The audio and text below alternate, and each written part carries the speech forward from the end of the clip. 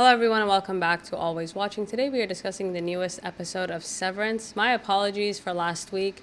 I was battling a cold. I'm still kind of battling it, but here we go. In the last episode, we learned a lot of critical information regarding Harmony, Cobell, and Lumen. It seems like she has not actually underestimated her value or her contributions. And it turns out she's some type of genius. She's the mastermind behind a lot of Lumen's innovative technology, and because of their propaganda, she was really discouraged from trying to take credit for it or even being given credit for it. And from what we've seen, Lumen really has no issues blaming people when things go wrong, but they will never give you credit when things go right. And the more we learned about Harmony, it's really strange that they're just allowing her to run around like this. Like, they're not very good at keeping track of their employees. Maybe some part of them assumes that she's too brainwashed to ever fully turn on the company, but based on this episode, I think she's ready to burn it down. We also find out in the last episode that despite that Raggedy Doctor's recommendation, Devon called Cobell multiple times. Like, she was quite aggressive about it. And Miss Cobell, being the boss that she is, demanded that Devon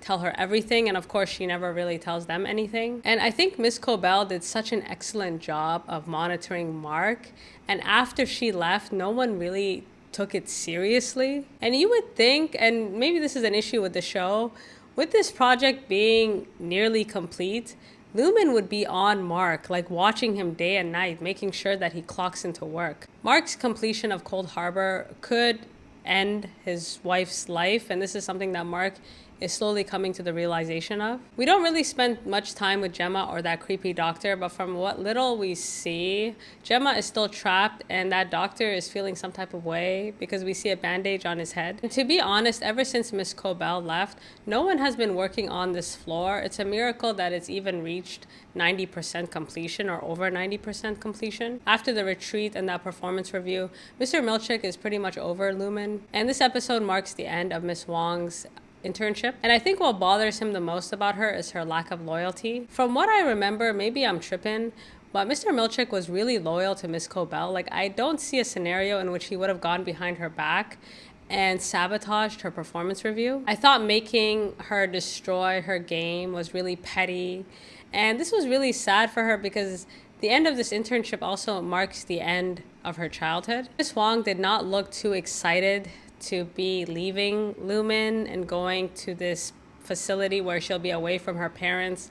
And it got me thinking, the type of parents that would agree to this, I feel like they basically sold their children out because there is nothing safe about any of this, especially from what we learned about Gemma and that creepy doctor. Like, there is something predatory about Lumen, and the idea of all these children being monitored by adults who are not their parents just really does not sit right with me. I thought watching her wait for her bus all alone again was very unsettling because you kind of just hope that she'll be okay. And one thing the show reiterates is that she's just a kid. So every time we get frustrated with her, you are reminded that this is just a child. And in that moment, I wondered what kind of parents would leave her unsupervised with a complete stranger. I think towards the end of the internship, you also see that she was starting to view the Innies more as human beings, especially when Dylan was resigning. And Dylan's Innie has been in turmoil. Ever since he found out that he had a family and a wife outside of Lumen, he just doesn't really know what to do. Gretchen tells Dylan's outie about the kiss,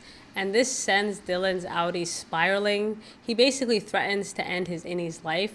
And from what we've seen, every outie has their own perception of their Innie. Outies like Bert's view their Innie as separate beings that could potentially redeem their terrible actions. And then there are people like Dylan who could really care less. I feel like the show could have done a better job managing all the outies because we never really get too much information about them. It tries its best to balance every character, but there just isn't really enough time. And I thought Dylan's visit was really devastating. I thought the ring he made her was one of the sweetest things I've ever seen.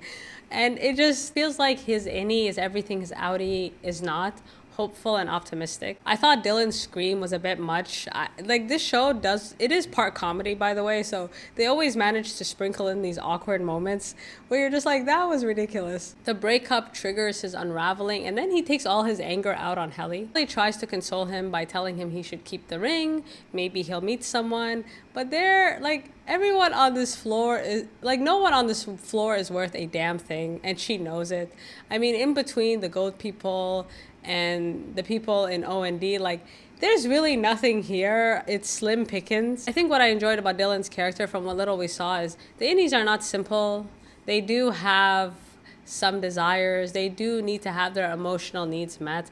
And I don't think this is something they appreciated until they went out into the real world, however brief it was. During the conversation, Helly tries to, again, make him feel better, discussing how terrible the outies treat them.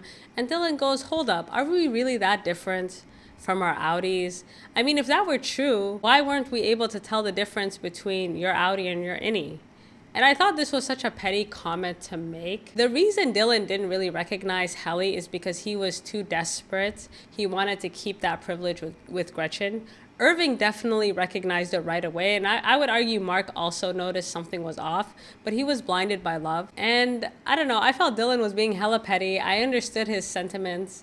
And then he leaves poor Helly to fend for herself. And Helly, we don't get much of Helly's outie this episode, but when you compare her outie to her innie, I mean, these are two different people. Helly's innie is very confident. She's very disappointed with Dylan. You could tell her feelings were hurt, but she still decides to grab that map and find this exports hall. Her outie, on the other hand, really, every time we see Helly's outie, she seems very uncomfortable. She seems almost deathly afraid. And this was one of the rare episodes where we get to see Helly interact with her father. And I don't know what was going on with this interaction.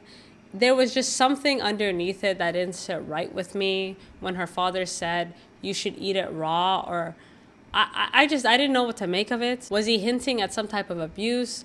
Was he telling her that I wish you would follow protocol?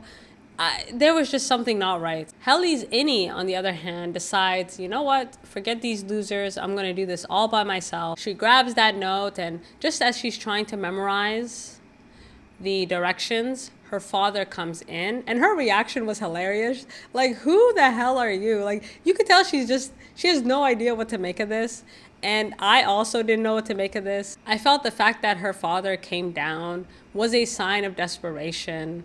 I don't know what he's expecting. The person he needs to be talking to is Mark. And I don't think Helly's dad really appreciates the difference between his daughter's innie and outie. Because if he tries anything with Helly's innie, she is going to cap him. And I don't think there's anything Mr. Milch is going to do to stop it. Like, they were just alone. And everything about the Egans are they very much rely on this propaganda and this brainwashing to keep people in place. Something that hasn't worked on Helly ever. It seems like Mark's absence has everybody on edge. He was already on edge because of that retreat and the performance review. And then when Helly comes barging in talking about nosebleeds, I had a sense that Mr. Milchick may have clocked that Mark may be reintegrating. I just couldn't tell if he cared. In a meeting, they try to blame Mr. Milchick for everything. And I thought one of the highlights this episode was Mr. Milchick standing up to this raggedy man. And something about Mr. Milchick, I mean, it's very true to life, especially as a black man in the corporate world. He has to experience all these microaggressions. He does his best to do exactly as he's told, and it's still not enough. And this man really tried to humble him, and Mr. Milchick humbled him right back by telling him to devour feculence. And I feel like we need a manual, a safe for work manual for ways that we can respond to people at work without getting us fired. And the way that Mr. Milchick responded to this man was honestly like perfection. I go back and forth with Mr. Milchick. Sometimes I really like him and I do feel for him. And then I remember that he knows about Gemma and he knows that there are people trapped at Lumen. And I just don't know what to do with him. The way Mr. Milchick is going, I don't feel he's in the space to rebel against Lumen like Miss Cobell is. But I do get the sense that he is getting a bit power hungry maybe.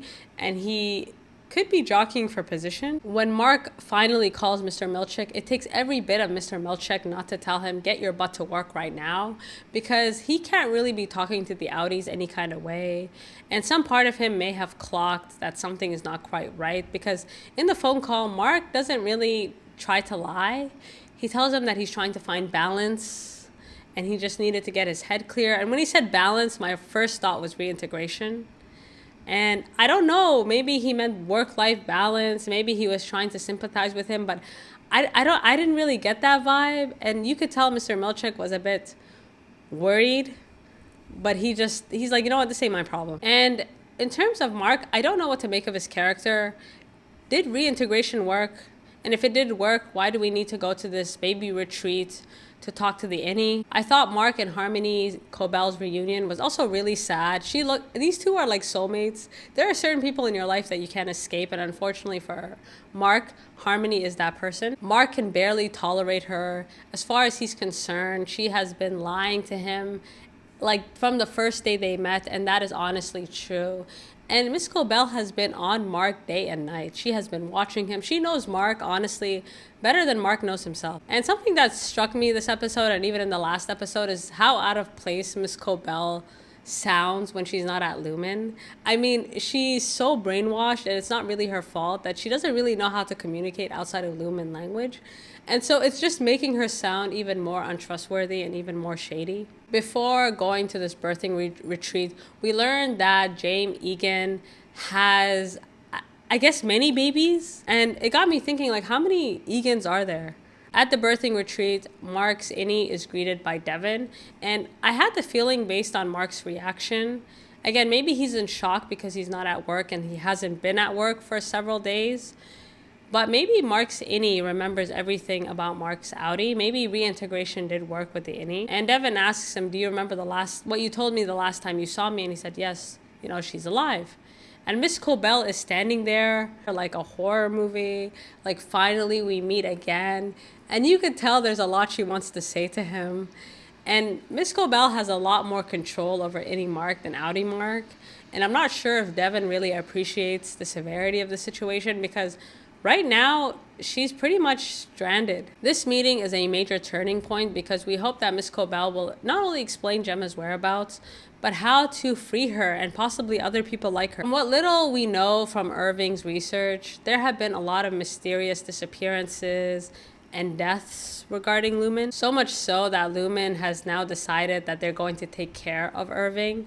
And this is the episode where Irving's plotline is kind of rushed. Like, I felt it was a bit messy, and we don't really get much insight into Irving's outie. We just know that he's working on exposing Lumen, and we get glimpses, but we never really get the full picture. And I thought the scene with Bert sitting in his apartment could have really been something, because I really thought one of two things was going to happen. Either he was going to kill Irving, work with Irving, but I wasn't expecting him to escort him out of the city. Like, it felt like they were trying to wrap it up in a neat little bow. The Bert we met at dinner felt so different to Bert's Innie.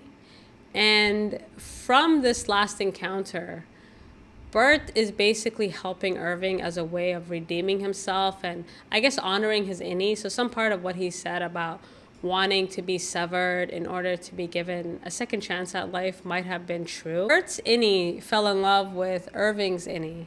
And so I'm not really sure how that love could be recreated with their outies. Like, that part was not quite clear to me. And again, it felt very rushed. I wish, like, it felt like we did all this work, especially with that dinner party, and now Irving is just gone on this train. And you're just like, wait a minute, what about all the other work you did? And I almost wish they left it on a cliffhanger, because now it feels like we will never see Irving again. Because from his departure, we can understand that his sort of investigation regarding Lumen has come to an end. But maybe I'm wrong. You guys let me know what you think. Overall, I thought this was a good episode. I did think it was a bit rushed. Like, they were kind of forcing the end of a lot of storylines, and I think the next episode will solely focus on Helly and Mark, and they were trying to wrap up all these other little storylines that weren't really fleshed out properly. But you guys let me know what you think, and until next time.